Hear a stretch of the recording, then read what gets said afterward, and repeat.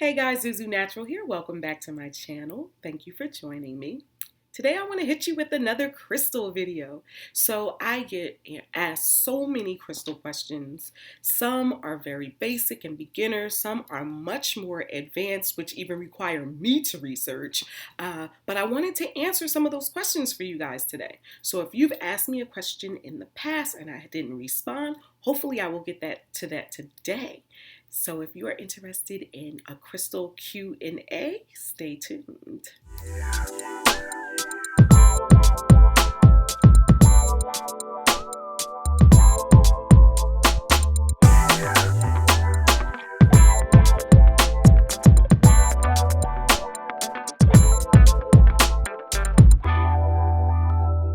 I wrote some of the questions down just because I'm not going to remember them. I'm just not going to remember them. So I have my little pad here and I just wrote some of the questions down so I can jog my memory.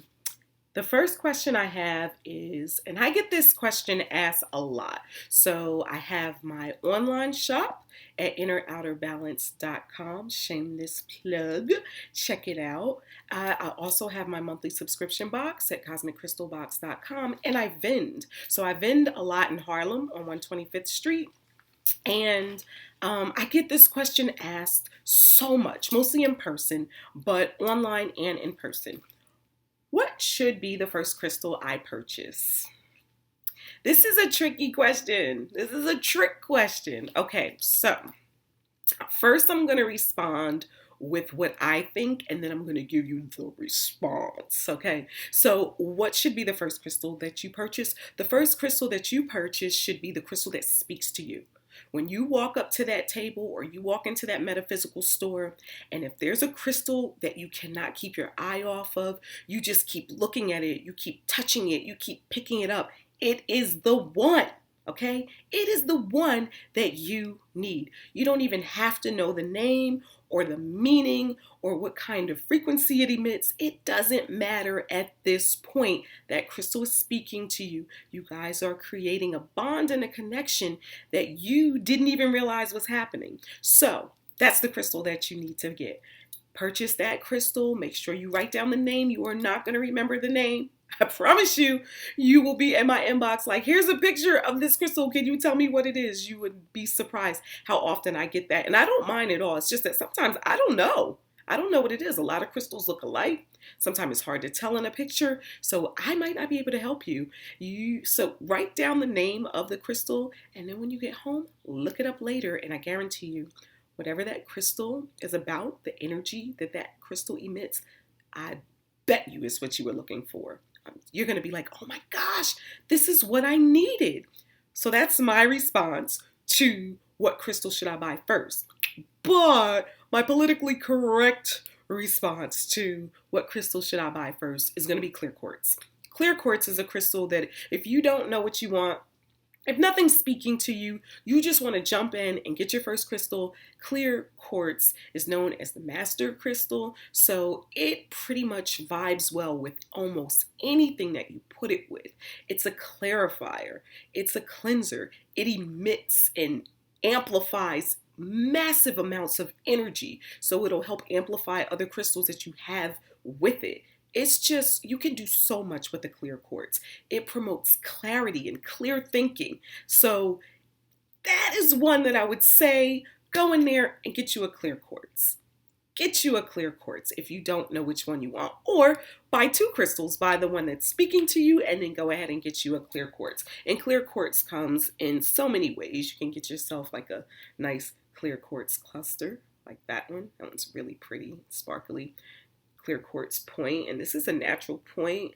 Actually, no, this probably was polished off a bit. It looks a little sharp, but this, I believe that some of the points were natural on it, but then they kind of helped it out. But you can get yourself a crystal point like that, multiple points, and just go ahead, get you a clear quartz. Just go ahead and call it a day. Get you a clear quartz. How often should I cleanse my crystals? I feel like this needs to be a video. Not a long video, but I feel like I need to expand upon what I'm about to say. But how often should you cleanse your crystal? Cleanse your crystal. Short, condensed version. Cleanse your crystals whenever you are using your crystals. So if you're going to use your crystal for any sort of energy work, if you're going to carry your crystals with you in your pocket, if you're going to use them as a palm stone, if you're going to do any healing sessions with them, cleanse your crystals before and directly after you use the crystal.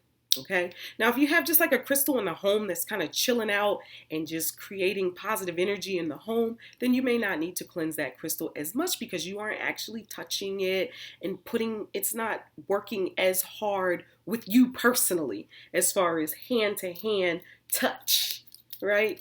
It's not doing all of that. And so what I would do with that is when you clean up, so I like to clean up on Sundays. That's like a self-care cleaning day. I'll smudge, right? And so I'll smudge the space. So as I'm smudging the space, I'm going to smudge my crystals that are in the space as well. So that's happening roughly once a week.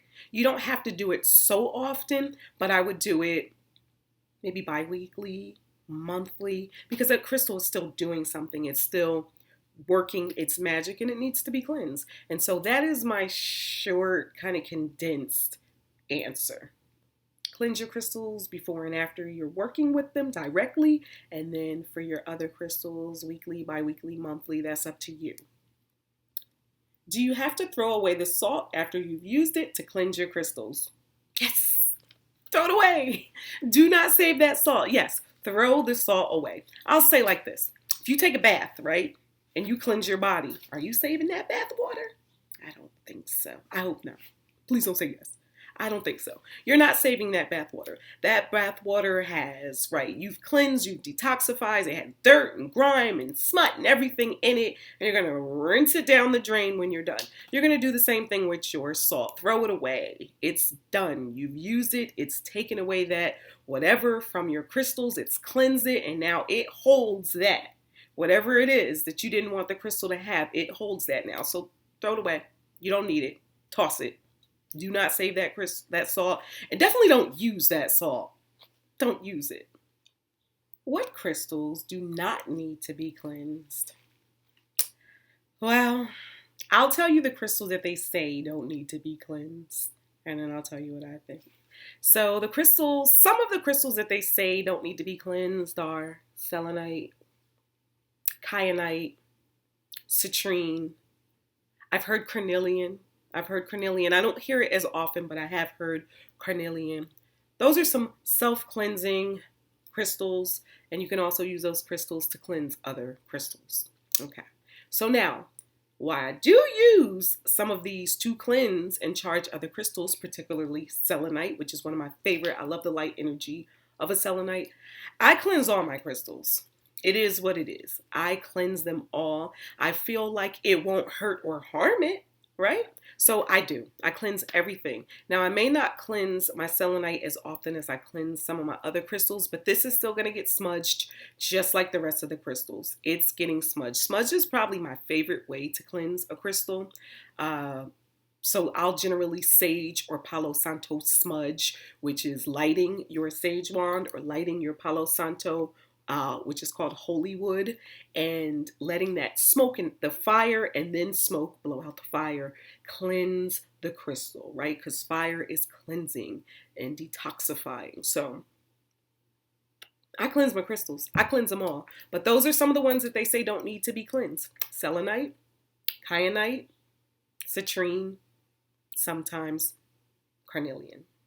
That's up to you whether or not you don't want to cleanse them. Next question. Where is the best place to buy your crystals? I feel like the best place to buy your crystals is going to be in person because you are going to want to touch and see and feel your crystals. You're going to want to actually have a communication with the crystal, with that energy, your energy with that energy, to feel which ones are right for you. So I feel like it's best to do that in person. So check to see if you have any metaphysical shops in your area. Maybe you might have some sort of magic shops or kind of witch shops, maybe a botanica, a santeria shop, something like that in the area. Sometimes maybe just a spiritual shop, a place that does yoga, meditation. They may have some crystals for sale. If you don't have anything in your area, then of course go online. And what better place to go than to innerouterbalance.com, which is one of my shops. So you can go to innerouterbalance.com. I will drop a 10% off code in the description that you can use for anything in the shop, excluding the subscription boxes, but it'll give you 10% off. You can also subscribe to my Cosmic Crystal box, which is a monthly subscription box, which is wonderful for beginners and crystal collectors, and that's $19.99 a month, shameless plug, and you receive crystals every month. Next question. Can you use an incense to smudge and cleanse your crystal? Yes, you can. You can use an incense to cleanse your crystal, because really it's going to be about that fire that emits that smoke that's going to be cleansing the crystal. So yes, you can use an incense. Not my favorite personally.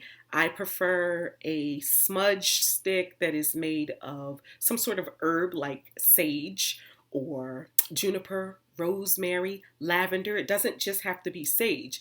Also, I like Palo Santo, known as holy wood, which is a piece of wood that you would burn and then use the smoke to cleanse. That's my preference because you're going to get the energy and properties of the herbs or the wood along with the smoke.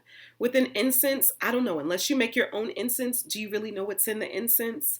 Does it have fragrance in it or any sort of toxins that are going to be emitted when it's smoking? I don't know, so I prefer not to use an incense. However, you can most certainly use an incense, and if you make your own incense, then you know exactly what's in them. So yes, you can use an incense. That was kind of long and drawn out, but yes, the answer is yes. Which crystals would you recommend for grounding and balance? Grounding and balance. So grounding and balance is associated with your root chakra. So some of the crystals that are associated with that would be shungite, hematite, black tourmaline, black obsidian, red jasper, carnelian. Generally, most of the crystals that are going to be black or like that smudgy kind of slaty dark gray or super dark brown are going to be associated with the root chakra, along with your red crystals. Red is generally the color associated with the root chakra.